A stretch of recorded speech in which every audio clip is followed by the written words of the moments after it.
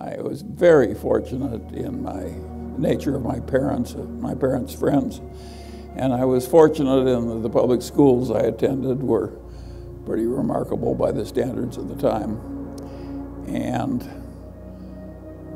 of course, most of my schooling was in the Great Depression. But that means I'm one of the very few people that's still alive who deeply remembers the Great Depression.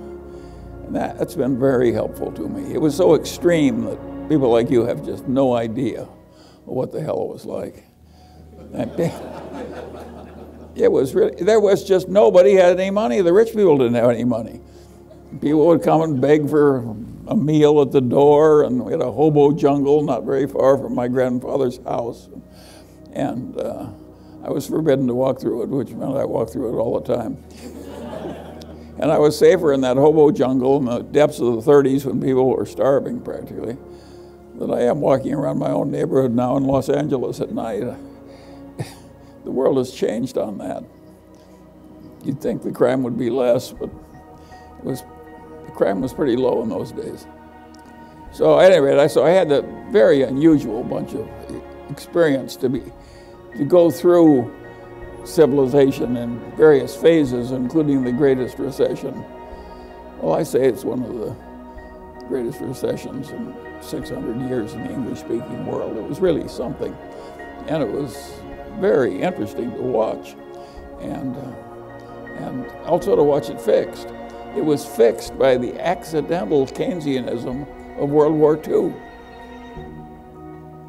Very interesting. And Hitler had fixed the Great Depression in Germany by the deliberate Keynesianism, but he wasn't doing it to stimulate the economy. He wanted to get even with all the people he hated, but he borrowed all this money and created all these armaments. And Hitler's Germany by 1939 was the strongest economic power in Europe, and nobody else was close.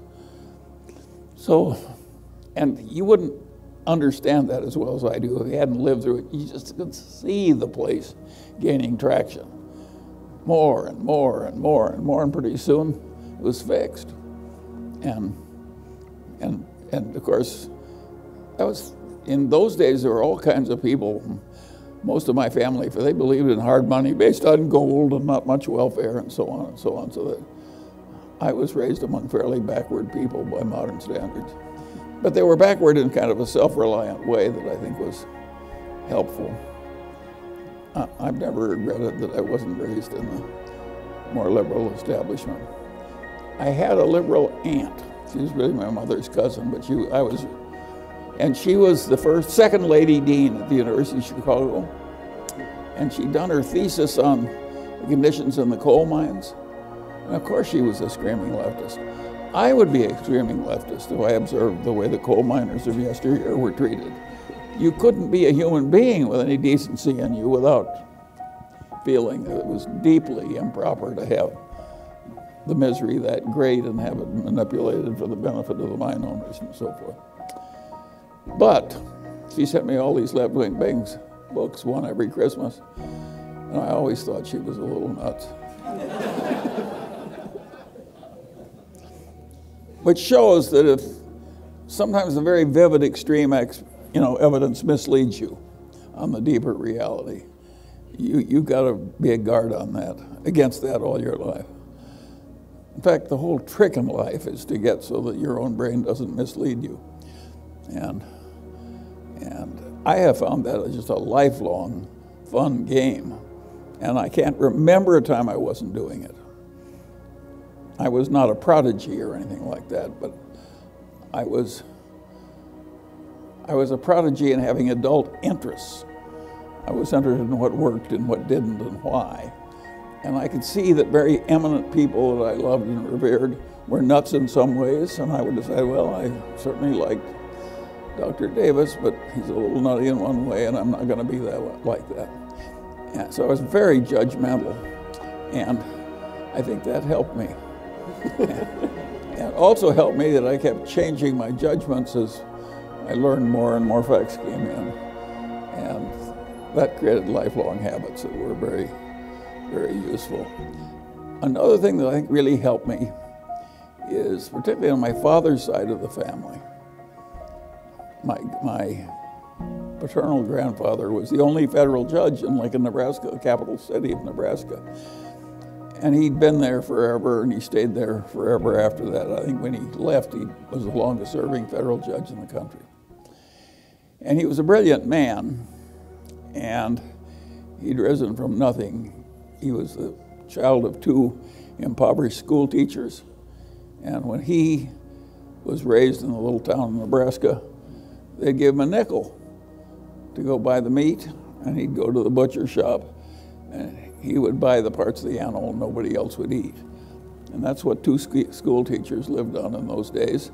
And the very indignity of it bothered him so much that he just determined to get out of poverty and never go back.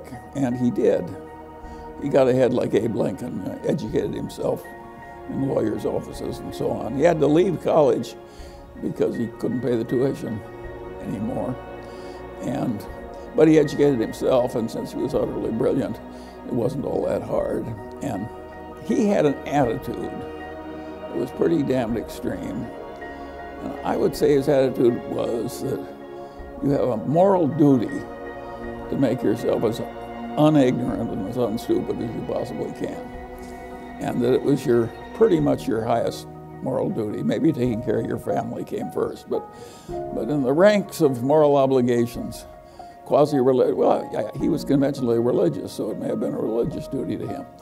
But he really believed that rationality was a moral duty, and he worked at it, and he scorned people who didn't do it. On the other hand, as a judge, he started with the idea that why would anybody rob a train or whatever the hell, federal crime in those days. And he was pretty hard on people who did it.